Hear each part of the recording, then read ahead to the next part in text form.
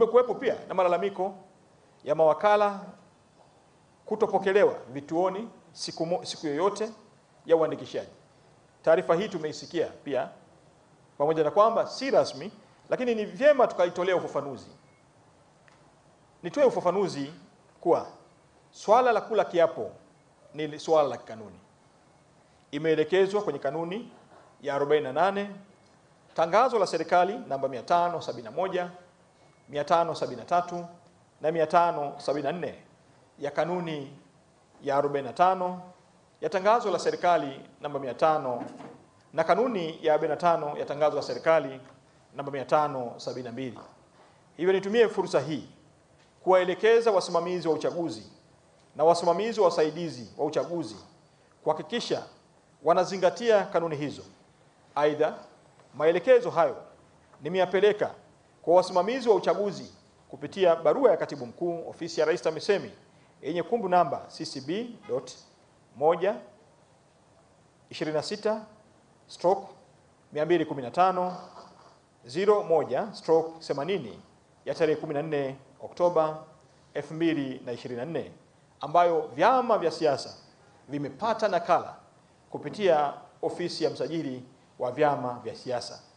Serikali tumeendelea pia kukaa na vyama vya siasa vyote 19 vinavyoshiriki uchaguzi huu mara kwa mara na kujadiliana namna bora ya kufanya maboresho pale yanapohitajika.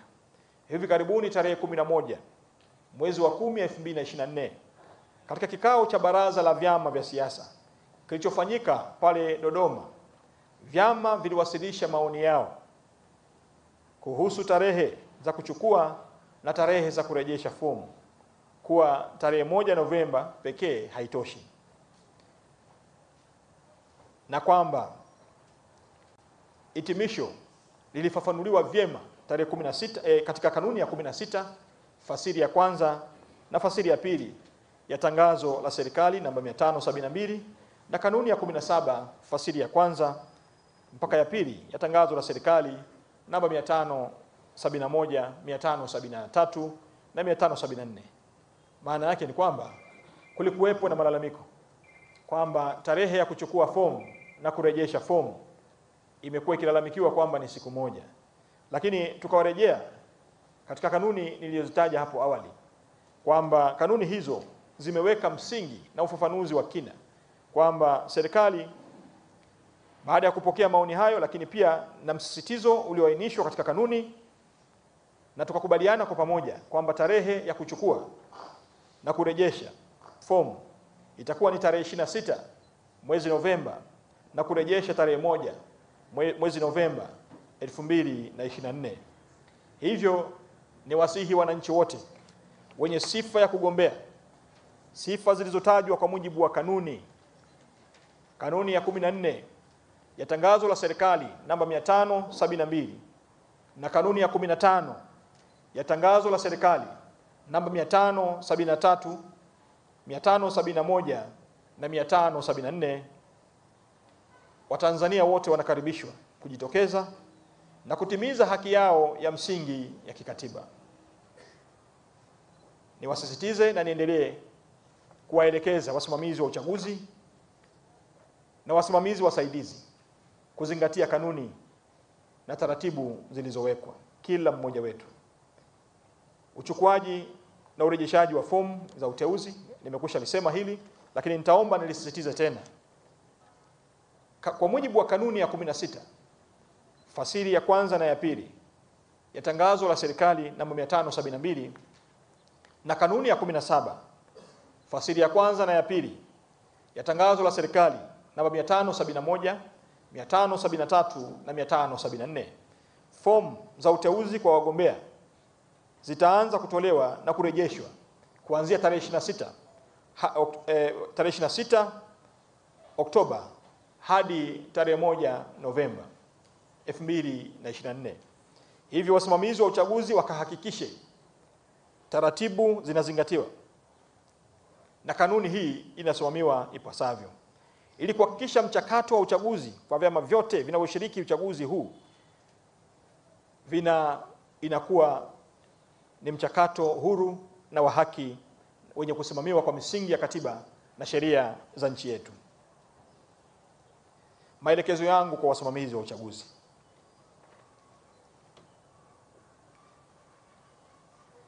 Nitoe maelekezo kwa malalamiko yanayotolewa ya kwamba yanafanywa na baadhi ya wasimamizi wa uchaguzi na wasimamizi wasaidizi katika vituo vichache kuhusu kukiuka kanuni. Nitumie fursa hii kuwataka wasimamizi wa uchaguzi na wasimamizi wasaidizi kuzingatia kanuni, kuzingatia viapo vyao katika maeneo yao na kutekeleza majukumu yao kwa mujibu wa kanuni na taratibu zilizowekwa. Nimetoa maelekezo pia kupitia kwa katibu mkuu kwa barua niliyotangulia kuitaja hapo awali.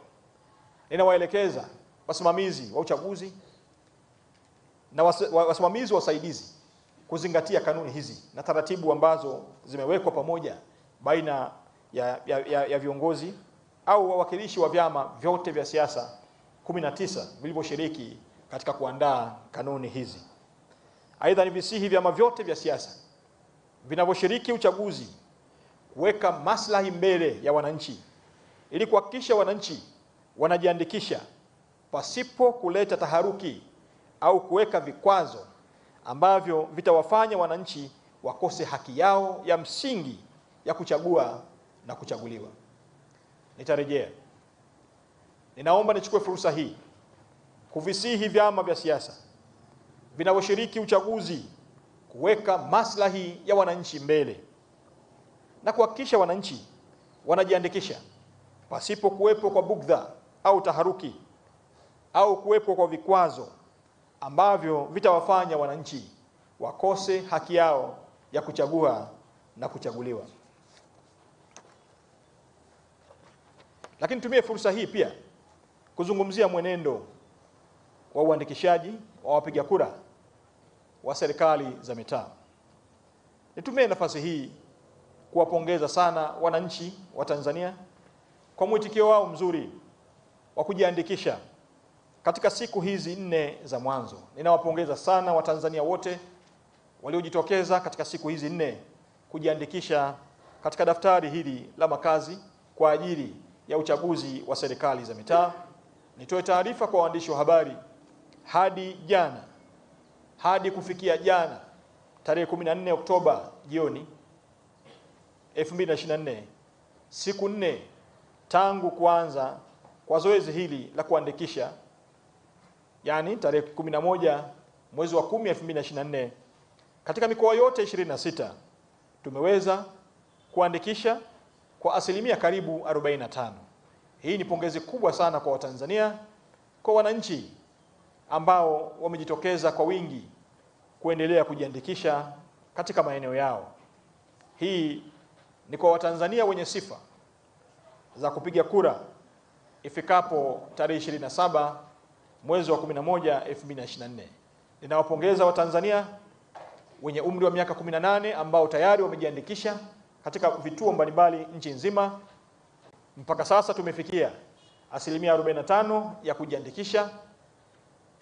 Hatua hii, kazi hii ni mwitikio mzuri wa Watanzania wa kutambua haki yao ya kikatiba, haki yao ya kisheria, haki yao ya kikanuni na haki yao ya kitaratibu ya kutoka majumbani na kwenda kujiandikisha kwa ajili ya uchaguzi wa tarehe 27 mwezi Novemba 2024.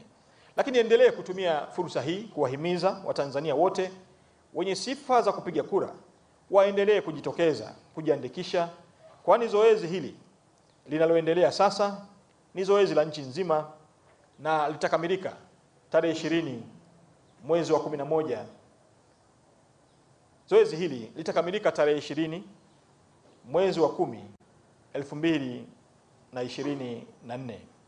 Ikumbuke kwamba zoezi hili lilianza tarehe 11 mwezi wa 10 na litakamilika tarehe 20 mwezi wa 10 2024. Tusisubiri zima moto.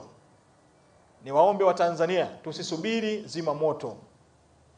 Wale ambao bado hawajajitokeza, zaidi ya asilimia karibu 55 ambayo bado hawajajitokeza, wajitokeze sasa kujiandikisha katika vituo vyao katika maeneo yao ya makazi wanapoishi wao wenyewe, ili kusudi baada ya kubandika majina au orodha ya wapiga kura kusitokee na mkanganyiko wowote, kuonekana kwamba huyu pengine aishi katika eneo hili au huyu hatumfahamu. Kwa hiyo ni waombe wa Tanzania kujitokeza, kujiandikisha katika maeneo yao, na wasimamizi wa uchaguzi na wasimamizi wasaidizi wapo katika vituo kuwasubiri wa Tanzania kuweza kujiandikisha kwa ajili ya uchaguzi wa serikali za mitaa. Itoshe kusema ninawashukuru sana kwa asilimia hii 45 kwa siku 4. Maanake ni hatua kubwa sana ambayo taifa letu imepiga, na pengine hii ni mara ya kwanza kabisa kupiga hatua kubwa hii katika miaka mingi toka mfumo wa vyama vingi ulipoanza. Nawashukuru sana. Ninawaelekeza wakuu wa mikoa kote nchini kuhakikisha kwamba wanakusimamia kanuni, wanasimamia taratibu, wanasimamia miongozo, na yeyote kati ya wasimamizi wasaidizi na wasimamizi wa uchaguzi, yeyote atakayekiuka taratibu, atakayekiuka kanuni, basi hatua za kinidhamu ziweze kuchukuliwa mara moja. Niwatake wadau wote wa uchaguzi wa serikali za mitaa, hususan vyama vya siasa, kuhakikisha wanazingatia sheria, wanazingatia kanuni, wanazingatia miongozo ya uchaguzi, pasipo kuwepo na mihemko ya kutaka jukumu zima au zoezi lote la uchaguzi kuvurugika. Kwa hiyo niwaombe na kuwataka vyama vyote vya siasa kuzingatia miongozo, kuzingatia kanuni, kuzingatia taratibu, na kujiepusha na mihemko inayoweza kuleta sintofahamu katika jamii. Nitoe rai kwamba vyombo vyote vya ulinzi na usalama katika kila wilaya nchini viendelee kufanya ufuatiliaji, na endapo itabainika dosari yoyote ya kiusalama yenye lengo la kutaka kuhujumu zoezi hili, hatua kali zichukuliwe mara moja dhidi ya yeyote mwenye dhamira ya kuleta sintofahamu katika jamii, dhidi ya yeyote atakayeonekana kuleta pengine dosari zozote za kiusalama katika wilaya zao na mikoa yote nchini, kuhakikisha kwamba hatua kali zichukuliwe mara moja dhidi ya yoyote ambaye anadhamiria kuvuruga amani na usalama katika maeneo yetu huko nchini.